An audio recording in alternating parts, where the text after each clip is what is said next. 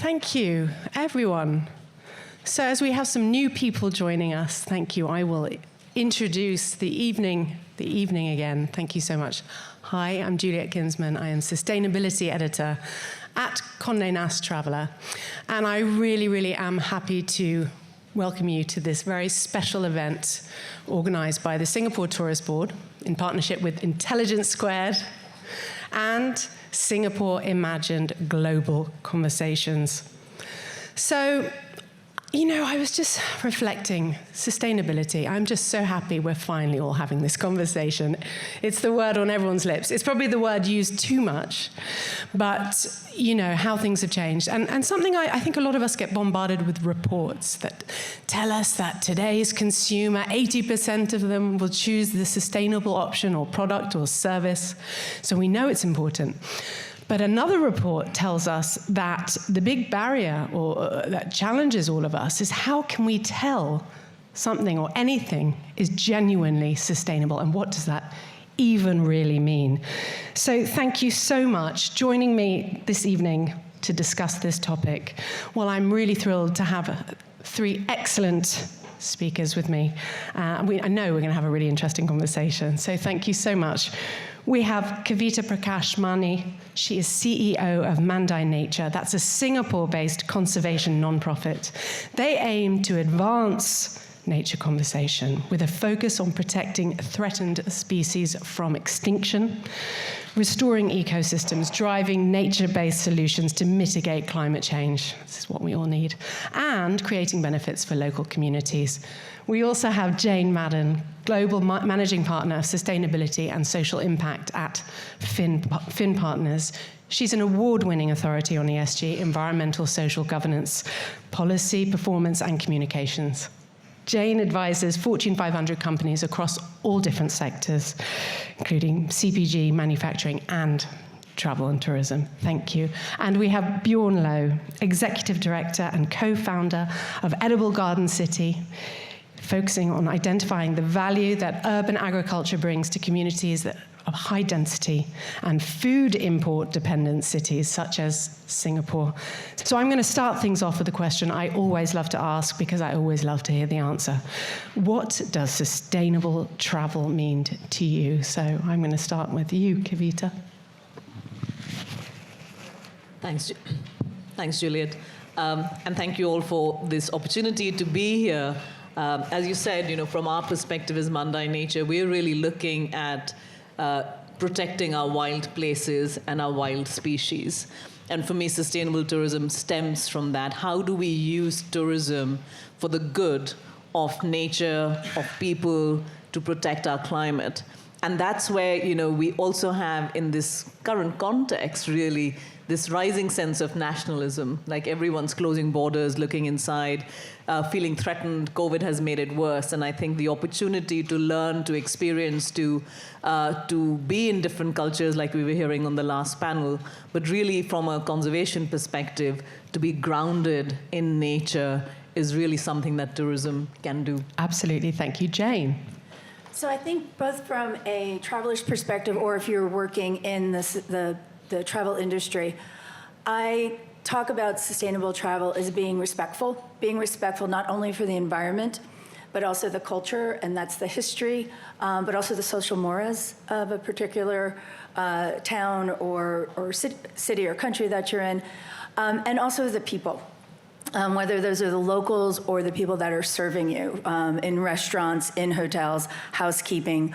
We always tend to forget about all those people, and being a responsible traveler from an individual point of view, or from if you're running a business, I think encompasses all of that. Absolutely, yes. And thank you. And Bjorn.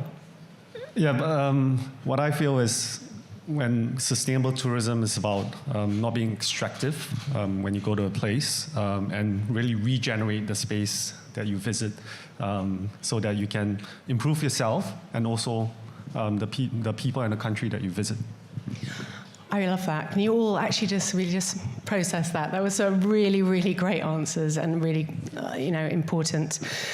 Kavita, you have spent decades working on many different sustainability challenges. Can you tell us a bit about your current work at Mandai Nature and how this fits in with our topic of this evening, which is walking the walk, and why it is relevant to the conscious traveller? Absolutely, very happy to. So from a Mandai Nature perspective, we are really looking at how do we protect wild species. To protect wild species, which could be anything from beautiful butterflies, turtles, songbirds, elephants, or even the Raffles banded langur, which is very unique to Singapore. We also need to protect the places and the habitats that they live in. And that is, again, tropical forests, mangroves, wetlands, grasslands, coral reefs. So all of these absolutely amazing places that we all love to visit.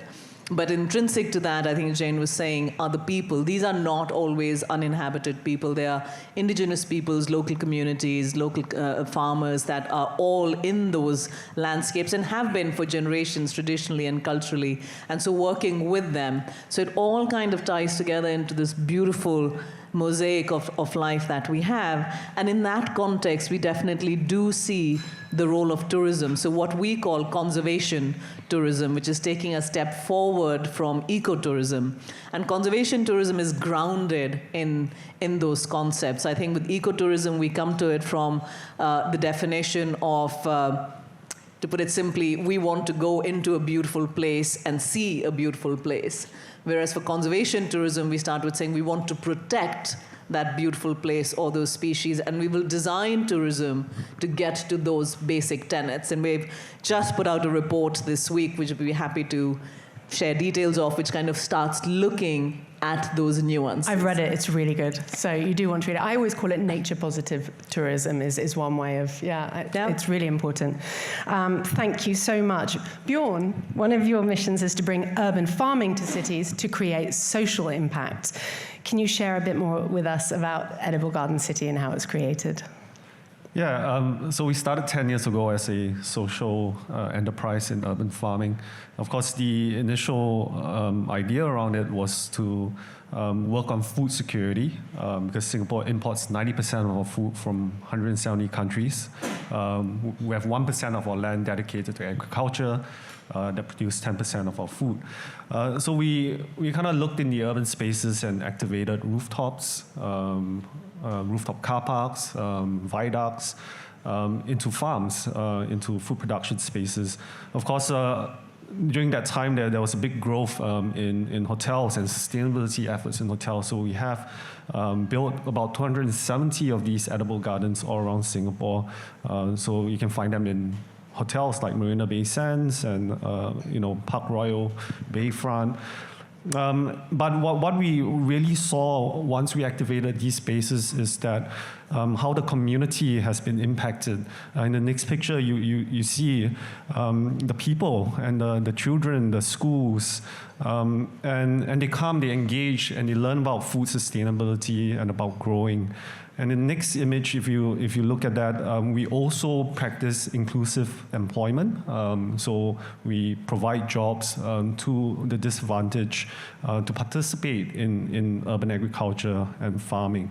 In the next image, you can see that we have started to activate these spaces into care farms where we're providing therapeutic horticulture services to the community as well. And while it started from food sustainability, it became a lot more of a community, social, and environmental impact story that we are trying to So I think the sustainability conversation, even though it's advanced considerably recently, it's, that usually people still associate it predominantly with the environment. And they just think, they don't realize it's not just about place or nature. It's about people and it's about community. And I just think that's such an important conversation to be having, which of course then Jane will make me. Well, I really would love to talk to you. You've worked across many different industries in terms of ESG. ESG is kind of in danger of becoming a buzzword in itself, but it's something that you understand better than anyone in terms of performance, in terms of reporting. So in terms of walking the walk from a comms and brand point of view, what does that mean to you, and how do you work with clients to work more sustainably? So one of our first rules when we're talking about sustainability communications is defining your terms. And so I define ESG, which, as Juliet said, just stands for environment, social, and governance. So it's a holistic look at sustainability. Those are the 3 pillars of sustainability. Second, I want to pick up on what Kavita said about protecting first. And it's something, and we're working with our clients, whether it's in the travel industry or energy industry or consumer products, it is to first protect them. Because 10 years ago, or even a few years ago, you could pat yourself on the back and say, we're a great company, we have purpose, we're wonderful, everybody should buy our products. You can't do that anymore. And not only can't you go out and just say you're great, you have to prove it. And you have to show how sustainability or ESG is integrated into your business. And if you don't have all of it at once, that's okay, but you can start talking about what you're doing now as well as your commitments. Another rule we have is to be honest and modest. And it really doesn't help you or the audiences you're trying to reach if you're greenwashing or you're exaggerating what you're doing. And really, this is based on a foundation of transparency and data. So we always tell our clients it is better to say that you're not there yet than to overpromise. And so we will help protect them and promote them. But ultimately, what we do, and I think we might be unique at Fin with how we work with our clients, we not only do communications. We help develop sustainability/ESG strategies. We do what's called a materiality assessment, which helps our clients prioritize this big world of ESG. It's everything that you do in the world. It can be encompassed in those three letters. So what are those main priorities? Is it the environment, social or governance, and those subcategories underneath that? We also help them develop these strategies, implement them, because at the end of the day, your communications mean nothing if you don't have action and data. Thank you. It's so true. So yeah, social, environmental, and we can also say economic. And that's what people sort of don't really realize. That's a big part of the sustainability conversation. I think, well, my own personal mantra always is don't tell me you're sustainable, show me. And it's really qualifying that. And I think we need a lot less talk, we know that, and a lot more walk. Jane, I'm going to come back to you again. So, I think this is the question I think is one of the most interesting questions also to ask is, what do you think the greatest challenges are that are facing people and planet, right? We know it's the climate emergency, but what's the interplay of everything that's causing that? I'm going to ask you, I'm going to get Jane. All right. So, of course, there are many obstacles there, but for me, and one that I've been spending a lot of time on, particularly the past 2 years, is environmental justice. So looking at that intersection between the environment and social justice, what has now been called, and I'm going to read this quote so I make sure that I get it correct. We're talking about the intersectionality of the environment, and there is an educator an environmental educator who coined this term, intersectional environmentalist, and she says, we need to acknowledge, and her name is Leah Thompson, we need to acknowledge the fundamental truth that we cannot save the planet without uplifting the voices of its people. And I think that's very profound. That's really important. I think it's often neglected. We see lots of articles that just tell us the top line, the nice stuff, and it's a bit superficial. Bjorn, what do you think the greatest challenge is facing people and planet? Of course, with my work, food systems have been very challenged. Of course, what we've seen is actually inequity in the food system. A lot of times, it's not the limitation of production that there is a lot of food. It's just the distribution of food to those that are in need. And in Singapore, we started to look at that because we were doing a lot of growing of very high-end produce supplied to 70 odd restaurants. A lot of times, this does not address food inequity issues in Singapore. And we started working with migrant workers, which actually faced quite a bit of a challenge during the COVID lockdowns on access to food, and also elderly as well. And how do we bring bring food to them. And this lack of food sovereignty actually created inequity in that food system. And so in our small ways, how are we solving those problems in Singapore for those marginalized groups can really address the inequity in the food system. Food system is profound. I'm just going to add a side note that, I contribute to the Daily Climate Show on Sky, which I have to say is on pause at the moment because of the Ukraine coverage, which tells us a lot about the situation. You know, we need to know about the environment more than ever, and actually there's a distraction. But anyway, George Monbiot, if you know him, I really recommend you read his books. I look to him as one of the greatest spokespeople on, let's say, sustainability. But his next big book, and what he always says to me, the biggest challenge is absolutely we have to overhaul our food systems for lots of different reasons. And there's obviously they're very nuanced and complex, as we say about everything sustainability. But Kavita, what do you think? What do you think? I love being the third person on this because I think the interconnectedness is so profound.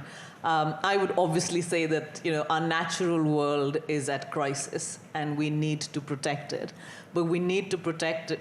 We obviously need to protect it because it needs to be protected, but also for ourselves. As the people dependent on environment right now, the nature depends. 30% of climate solutions are nature-based. If we keep cutting down our forests and our mangroves and ruining our peatlands, we will never solve the climate problem. We will then get into more immigration issues and more issues of people moving and going into poverty. Poverty itself is the biggest threat to nature. We have profound loss of nature because of agriculture. Agriculture is the biggest cause of loss of ecosystems, and 30% of climate emissions come from agriculture. So you can start seeing how these things become connected in it. But really the starting point has to be about protecting our forest. Just one thing, we just take the Amazon rainforest for granted. The Amazon rainforest is at a tipping point. We can any day switch it from a forest, which are the lungs of our world, to being a savanna grassland. And we will change our entire food system and throw people into poverty. So those interconnectedness and starting with those basic principles of protection and restoration and regeneration just have to be at the heart of what we do. Absolutely, and I think, I don't know how to express it, but it's sort of like sustainability is non-binary. Everything is completely, it's not this or that, all of it is linked in terms of, biodiversity. We hear that word. Do we have to sort of, we need to boost biodiversity again because the planet and nature has to work together as one big functioning system. We're all part of that. We are nature, and I think a lot of urban residents forget that actually. That's what we're sort of disconnected from it. So we talk a lot, as I say, about the complexities and the nuances. What are the main obstacles when it comes to navigating these in travel, do you think? And I will ask you, Kavita. I think that there are a lot of challenges around this, and where we started off was actually to start going down to saying, what are the basic tenets of what does a sustainable tourism look like? And while we just tend to say, oh, it just depends on protecting nature, it's not. It's actually getting the conservation storyline, but also getting the SMART goals that you can look at materiality, ensuring that there's commercial sustainability on all of these things, because they will not sustain. And all of you are from the industry. You know what it takes to get to that commercial sustainability as well. How do we get the people engaged? One of the real forgotten things about tourism is the equitable sharing of resources, of ownership, of those communities that live there, not just setting up something and giving them jobs. This is their land, their area where we are going in, and they need to own it. They need to see that benefit from it.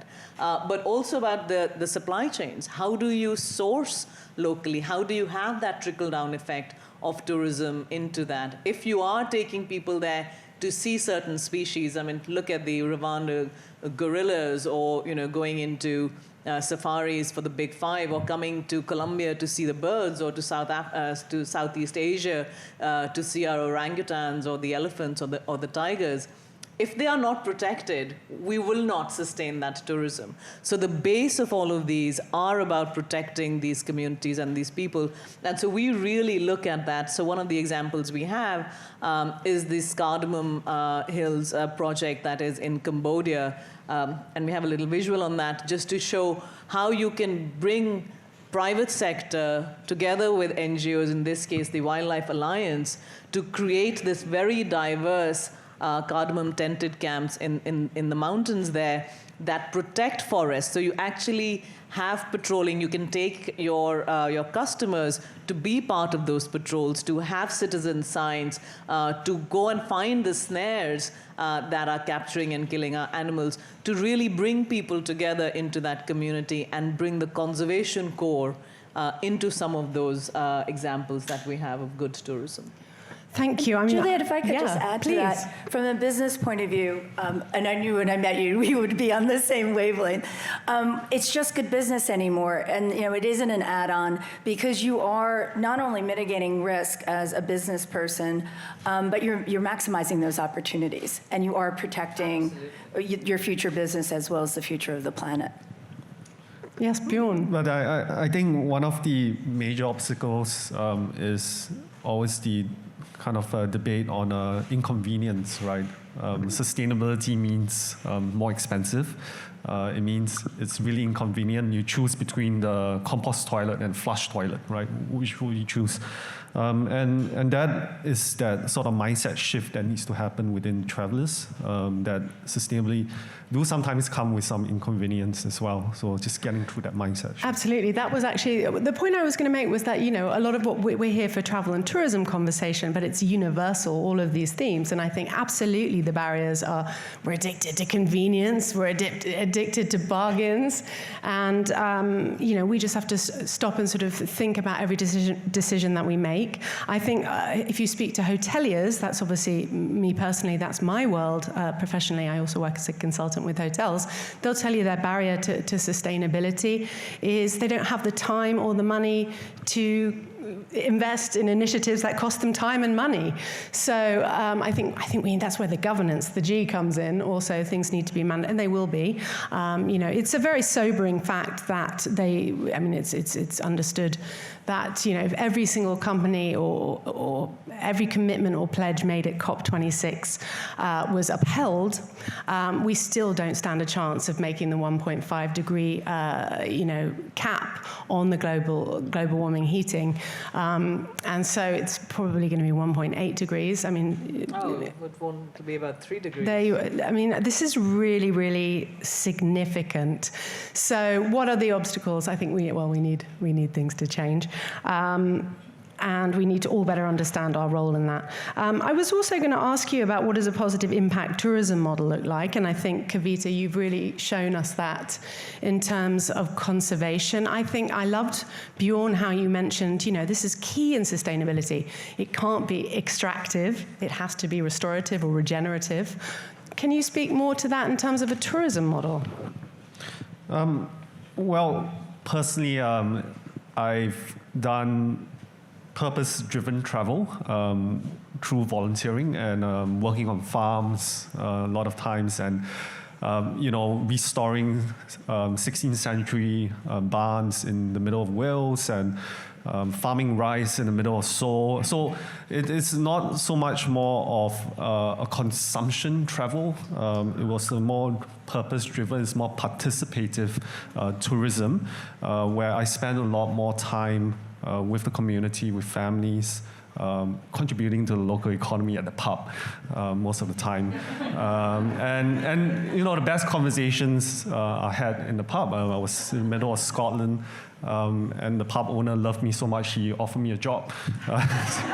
So I think that kind of experience and this participative tourism is really positive. Actually, and what you're highlighting there, which is real, is interaction and engaging with one another. And I think for me, one of the most powerful ways to recalibrate is community-based tourism. So it's about the people. It's about addressing the leakage issue so that more money stays in destinations where we travel and in local pockets.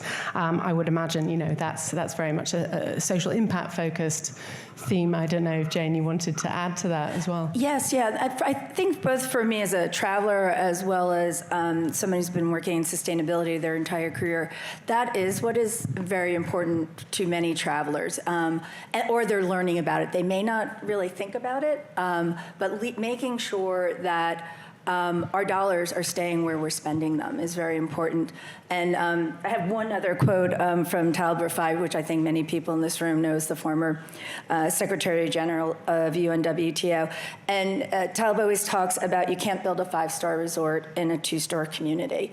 You have to build them both at the same time, and that is building the growth and more proactive, as well as, it's protecting the economy and protecting people's livelihoods, but also using this opportunity to build community. And to elevate for all. Thank you so much. And I'm just going to quote the much wheeled out United Nations stat that, typically of every $100 spent in luxury travel or tourism, only $5 stays in that local place where you're spending it. So that's a pre-pandemic stat, and it's significant.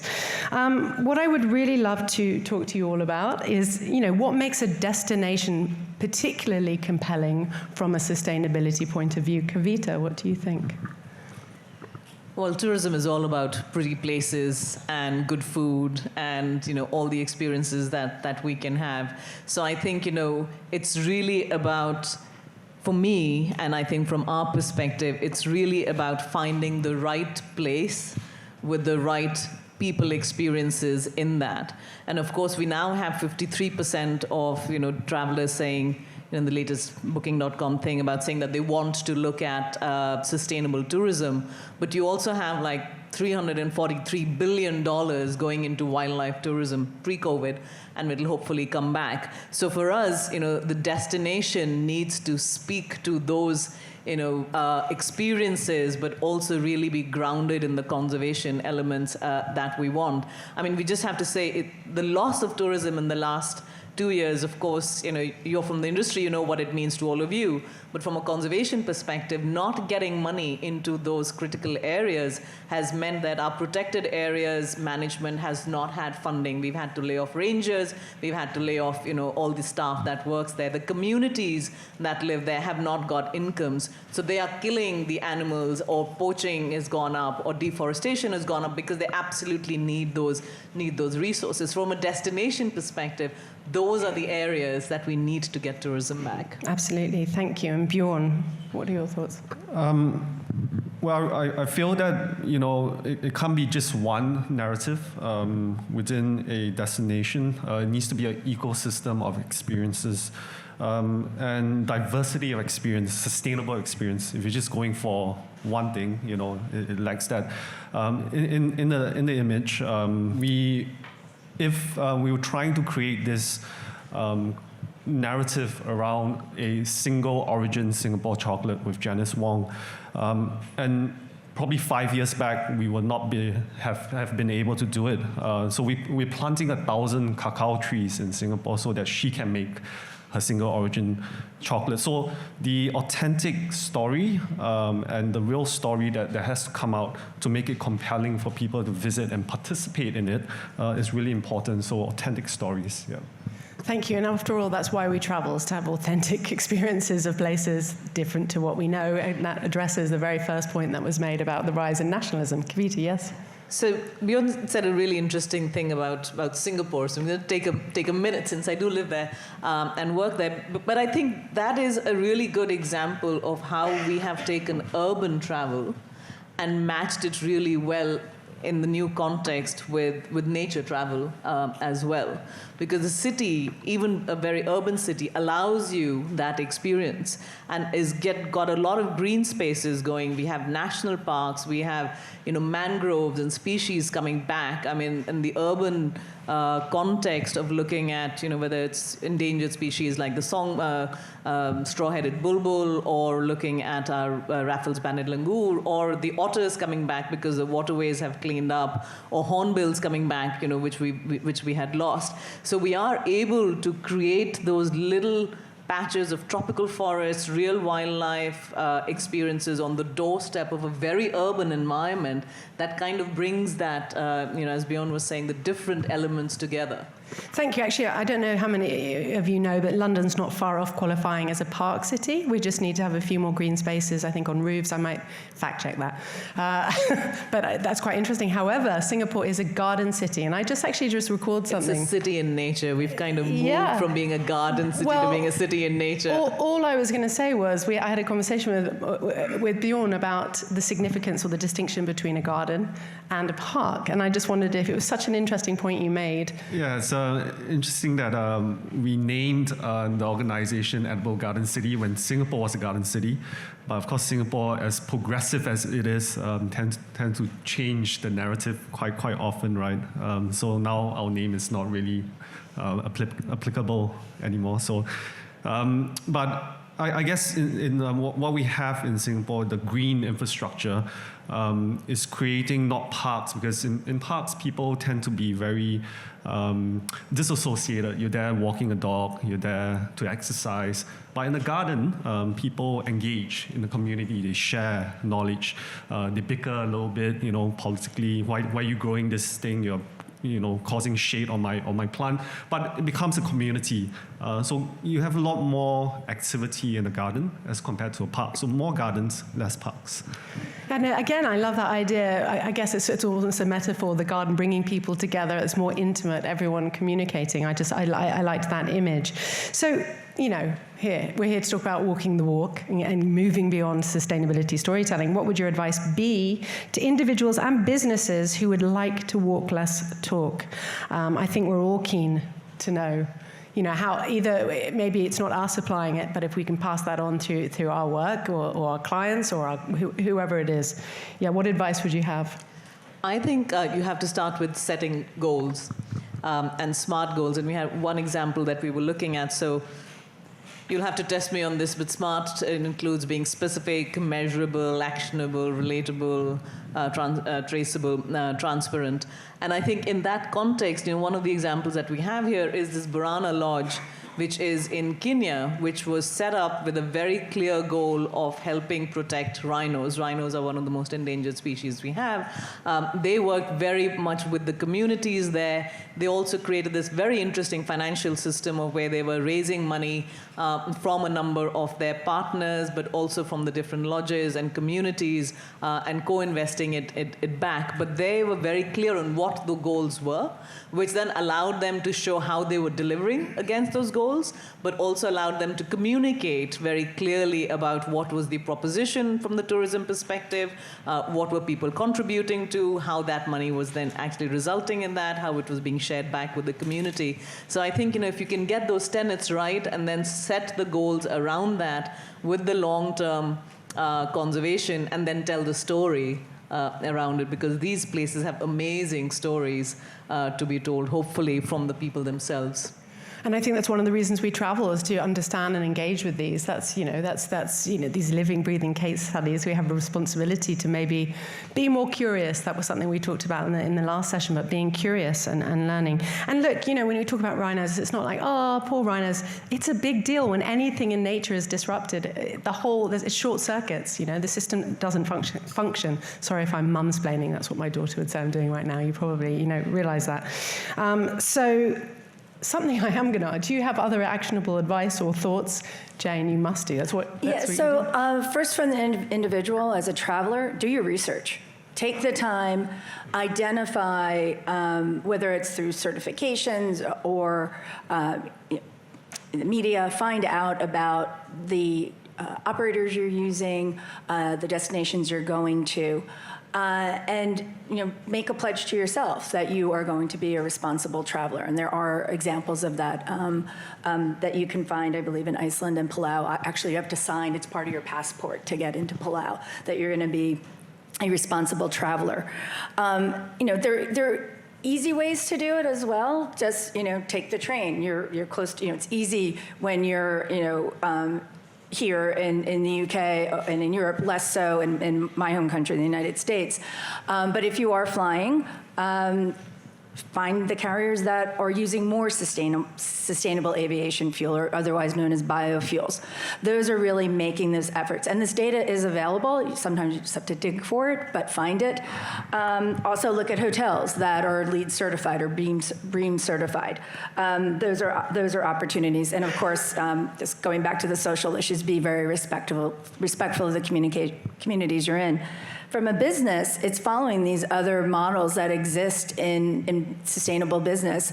And again, as Kavita said, starts with SMART goals, identifying those, understanding what the material issues are for your business. And you can do that even if you're a small, medium-sized business. These are not only for Global 500 companies. Identify, is it prioritizing using less water, only having showers instead of bathtubs? An anecdote I'd love to tell came from when Cape Town was going through its drought, and one of the luxury hotels, you can message all you want and put signs up. They took all of the plugs out of the bathtubs, and if you wanted to take a bath, you had to go to the concierge, and they gave you a plug, but it now had a rubber duck on it. So you had to walk through the lobby, and everybody knew that you were taking a bath instead of like a 3-minute shower. That's brilliant, which always that follows my rule of edutainment. So, you're educating and entertaining at the same time, the Holy Grail. And I think, another issue is paying the right wages, appropriate wages, whether that's a living wage and making sure, again, that everybody in the travel industry is participating both financially as well as bringing all these great experiences to travelers. Yeah, I think from a business perspective, we have made the same mistake as well, right? Is sort of scratching the surface and greenwashing the stories that we push out.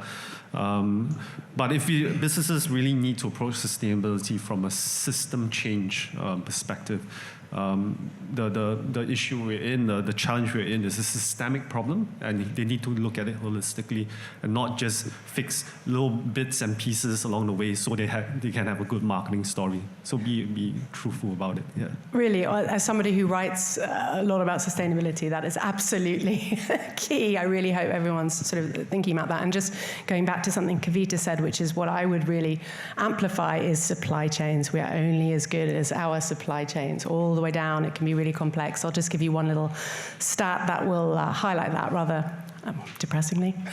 It's great. Let's all get solar panels. Look at the solar panels in the UK. 40% of the solar panels in the UK were made in forced labor camps in China by Uyghurs. So that was all I'm saying. Is it's very nuanced. It's complex. We really need to look at every aspect of our sustainability. So, I love this. What terms do we love and loathe, and why? I mean, there's so many buzzwords out there. What do we think? Bjorn, what do you love or loathe? I used to love the term farm to table. It was very romantic, right? Then one day, Anthony Bourdain said, but everything is from the farm to the table, right? So it's kind of an oxymoron, isn't it? But if the next image to show you just how we actually translated very global North narrative, Jamie Oliver, which all of you know, when he started the restaurant in Singapore 8 years ago. It was very cliche, right? Community gardening, we ran that. We also played around with the foraging narrative for a long time with Western chefs coming into Singapore. Over time, in 10 years, we have started to explore Singapore's heritage of the indigenous people, of the Orang Laut people. And here you see on the right, Tim Rao came recently, and we did a session with Fridas from Orang Laut, and he was actually narrating stories about native plants and memories from his grandmother, and that becomes then that journey that we took from greenwashing or trying to adapt a story from the global North to then finding our own voice in Singapore. Thank you so much, Jane. One I love, one I've used today is ESG because it says what it is. It's very simple. It's to the point. It is a newer phrase. It might be, it comes from the financial world, so very data-driven, and it might be on the verge of being overused. I hope not, for all those reasons. One I like less is anything eco, because I feel like that's greenwashing. Eco. What does that even mean? I mean, now? when it first started, it was great, but I think it's overused. Eco-friendly. Eco-friendly planes, that's my favorite one. Eco-friendly flights, they're never eco-friendly. Oh, that list is endless. Yeah. Let's go. Eco-tourism, sustainable tourism, conservation tourism, nature-based tourism, wildlife tourism. These are the good guys. These are the good guys, but who knows what they mean? And are they interchangeable? Does one, differ from the other? But that's what I think we've kind of lost the plot on that, the number of certification we have. I don't think even a lot of us who've live our lives looking at certification. Carbon neutral travel. Oh, what does that mean? Bird friendly coffee. Net zero. What is that? Does anyone else feel that way? I actually can't bear to hear something's carbon neutral or net zero. It doesn't. And poor 2030 is over there as a year, cowering, going, everybody needs to be something by my year. Yeah, so using simpler language would be so much better. So we're starting to just say wild places and wild animals. We at least get what that is. It doesn't include us, but so I think we have to break down this whole jargon. And what did I learn at business school? Jargon, right? We can all just talk to each other in jargon. I'm with you, honestly. We just have to qualify what we're saying. I think those of you who are journalists in the room or anyone who's press or you write communications or anything like that, we have a huge responsibility, as I say, my mantra is to show, don't tell, and really qualify everything and not just use these terms willy-nilly. There's so much greenwashing around at the moment, it's stifling. So we hear a lot about ESG, but there's not one universal standard of measurement. What do you think the key considerations are, Jane? So speaking of certifications and standards, there's more than one. There are many. The good news is, in terms of disclosure, ESG reporting, we have seen a consolidation. We're in the process of a consolidation of some of, if not the standards yet, the organizations that are running them. So if you're familiar with some of the business. Tell us what ESG is. Yeah. Environmental social governance is the term. Jane it's a term, but you can explain it better. Yeah, that's exactly it. It's the three pillars of sustainability: environmental, social, and governance in the business world. And as Juliet had mentioned, if you're talking in the governmental world, it's often environmental, social, and economic. And so there are a lot of standards out there in terms of reporting, such as the Sustainability Accounting Standards Board, the Global Reporting Initiative, the Task Force on Climate Finance Disclosure. So it's an alphabet soup, and we're seeing a consolidation of that. I don't think we will ever get to one standard because, if we're looking from a business point of view, finance doesn't have one standard, at least a global standard. The U.S. has a different standard than Europe does. I think if you are looking for certifications, make sure that they are from a reputable organization, that they are relevant and material to your particular issue. So there are standards if you're in travel. Start with the global, the GSTC. That's another acronym that By the way, if you look at GSTC's Instagram today, they did a really great story, which was modeled on a Singapore hotel. If you go to their stories, and it shows a really nice methodology for measuring sustainability, just a side note. So, I wouldn't get caught up in the standards at the moment. Just start measuring. You measure, on the environmental side, it's carbon, it's water, and it's waste. Those are the three big issues. Social issues are human rights, trafficking, modern-day slavery, those types of issues, obviously wages, which I had mentioned before. And if maybe you're not feeling that, you're still like, okay, what is ESG still? So just remember we used to talk about CSR, so corporate social responsibility. That was a term used for companies or businesses. they would talk about that. Now very much in the business sector, they have to think about and measure their ESG. It's just that there's not a universal framework. So it's like they'll all talk a good ESG game. It's very much, that's why it's danger of just becoming a buzzword, because it's not official. Nothing's formalized. None of these terms are formalized. No, and there has been an evolution, as you said, from CSR, citizenship are other words that are used, and we're seeing more focus on using the term sustainability, ESG, as the, sustainability itself is an industry, and how the space has evolved. Also, the nomenclature has evolved, but we still have that challenge. One other thing I just wanted to add, and it just I'm not going to add it because it just popped out of my mind. Well, we've got a few minutes left, so think about be transparent. Think about your very difficult questions that you're going to ask us all. Please throw them at us. I'm realizing, we're being quite serious, but sustainability, there's a lot to tackle, a lot to think about. I'm going to ask, on a positive note, what are we really excited about? What can we be excited about? And what is next in the sustainability conversation? Kavita, what do you think? Borrowing something from the food side, I just love the concept of slow food or slow travel. And I think, obviously tourism is not all good. We've had lots of issues of tourism. Tourism is one of the biggest climate emitters, greenhouse gas emitters as well. It can be, from a people side, it can be very exploitative. It does take a lot of resources out of communities and out of nature. But this whole idea of giving back and more experience and more education, entertainment.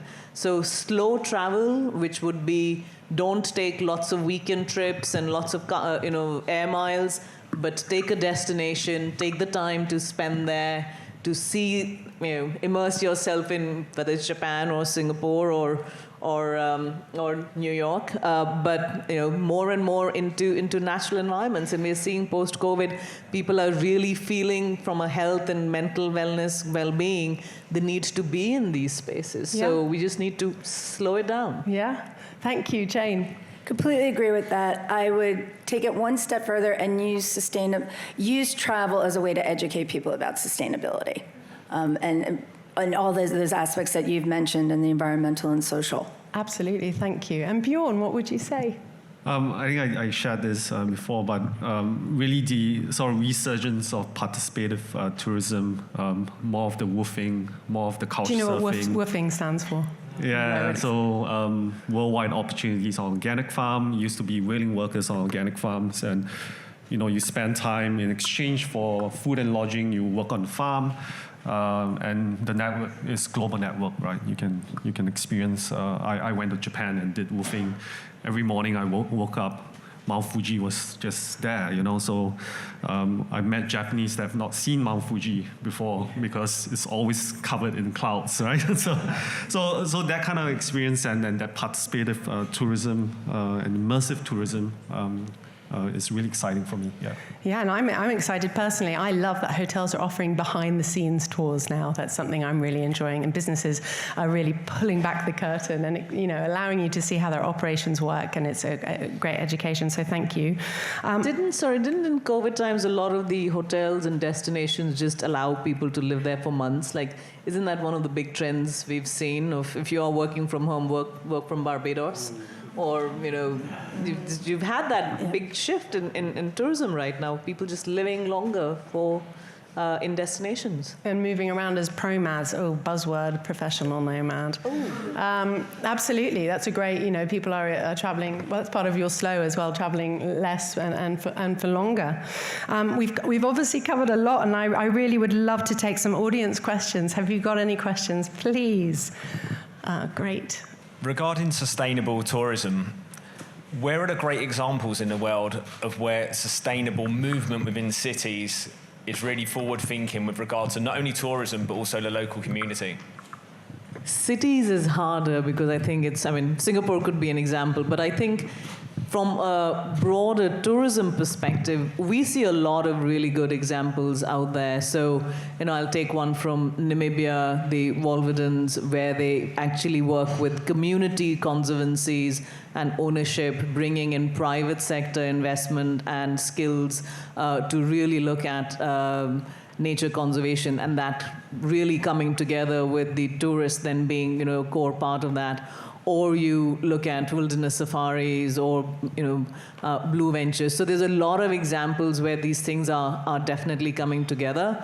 I think from a city side, it's more, I think we need to work harder at it. But what we are seeing a lot is this rise of, more participatory actions and more experiential things. So, city tours, cultural tours, food tours, nature tours, what are those called? Those high adventure tours, which are always hard to pull off. I agree. Cities are quite challenging. Of course, Singapore is making quite a lot of headways into it because of broader commitments from the government. Of course, I've seen examples in Belize, again, conservation, but, you can be a ranger for a day and, go find where the traps are, and, you can be very participative. But yeah, I think we need to work harder on cities. Yeah. I'm going to comment and say I think cities are great, and actually a lot of them do. A big neglected part of the sustainability conversation is accessibility and diversity, and I think a lot of city hotels really model proactive. Well, I'd like to give a a plug for Chicago, where I currently live, which is one of the best cities in the world, and is doing all the things, the greatest city in the world, as our local historian says. But it is accessible. There's a great mass transit system. You live on a great lake, and it's got wonderful things to see. But I'd also say the Galapagos, because it's regulated. Because they just, as this discussion has shown, if we don't take care of these jewels, they will disappear. And they're really limiting the number of people and the sizes of the ships that are going into the Galapagos. And I think they're doing a very good job of that. Great. Well, thank you so much. I saw Vicky Smith from Earth Changers put her hand up. I know that I would. She has a question. Thank you so much. And also, audience, please, audience beyond this room, tweet us. Take online, and we are, of course, using the hashtags #IQ2 and #STB. Please join the conversation. Thank you. Thanks, Juliet. Vicky Smith from Earth Changers, founder. I deal with positive impact tourism. I'm a specialist. The big question for me is consumer demand. I've worked in sustainable tourism 15 years. I've worked in general mainstream travel industry 25 years. And there is immense stuff going on locally for conservation, community. And we all know, those of us here, that there is incredible opportunity, particularly at this time, post-COVID, particularly even at this time where we've got a war going on, because of the consumer greater understanding and awareness of the need to connect to nature, to community, to love, to caring for our planet. So the question, which is always the challenge, is how do we get consumers to change? Because the opportunity is there, the supply side is there, the technology is there. The surveys are there that says consumers want to do it, and yet the consumer behavior is that it sticks to what it knows without willing to make a real jump and a real change. And that's what's required in order to really push sustainable tourism on that trajectory. So how do we make us people, how do we inspire behavioral change? I think you just start offering, it's not a choice. It's just the way that you do business. And I think you won't lose many customers. You will get millennials and Gen Z, because just as they are tech savvy and they're native to tech, this is what they look for. It's the way that they live their lives. And I would also get ahead of the curve because it's going to be more regulated. We're seeing that in cruising and at ports, even though perhaps luxury travelers are not asking for it. You're going to have to do it as a business. And I think just to facilitate virtue signaling wherever you can. I'm not, there's no problem with people doing that if it's actually going to demonstrate that they're doing better. I'll give you an example. I just took the train across Europe, and hotels will offer you a special price if you've taken the train. They'll give you a good rate. It's incentivizing people in that way and allowing them. That's my thought. Absolutely. I think one of the trends that I was reading about was how everyone wants to have an Instagrammable image from their travel. So everyone's looking for that unique experience, that unique photograph, that unique story that they're telling. And I think a lot of sustainable travel actually lends itself better to that trend, where you can actually customize a little more, make it core of part of the offer. But also there is, in my mind, this thing of which I don't have an answer to, of saying what is mass tourism versus what is specialist tourism, and do you have a Nepal type business where it's all about mass backpackers, or is it more the Bhutan model where it's more regulated? And I think in both scenarios, right, you can decrease the amount of impact that the tourist has, or amp up the amount of experience that they have. And I think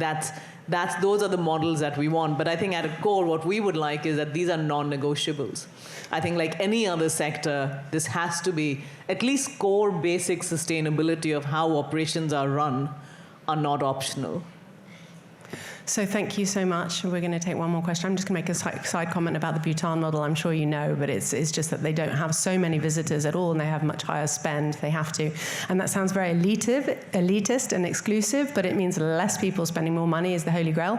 But at the same time, you need to make it accessible, I believe, for the domestic market. So you mentioned Namibia earlier. That's where it was challenging during the pandemic. They didn't have a domestic market. So we constantly have to think sustainability is non-binary. Question we have... Hi, I'm Claire from Travel Weekly. Oh, hello. Sorry. Hello, hi. So we're a publication that works with the travel trade. Just following on from Vicky's question, I absolutely agree that I think we do need to make it non-negotiable for sustainable travel to be an option. What do we do in the meantime, to encourage and persuade and sell those trips that are more sustainable and encourage people to make more sustainable choices when there are lots of options that aren't very sustainable? Who would like to answer that? I could talk for days on that one, but who would like to answer that? This is reminiscent of a number of sectors, taking examples from other sectors so we can learn. And I think the food sector has definitely been one where there's a lot of discussion of saying, but it's cheaper to buy mass-produced food, whereas food that is good for you, healthier for you, more nutritious is more expensive. And we've still started to see slight shifts in that because people then realize what's in it for them.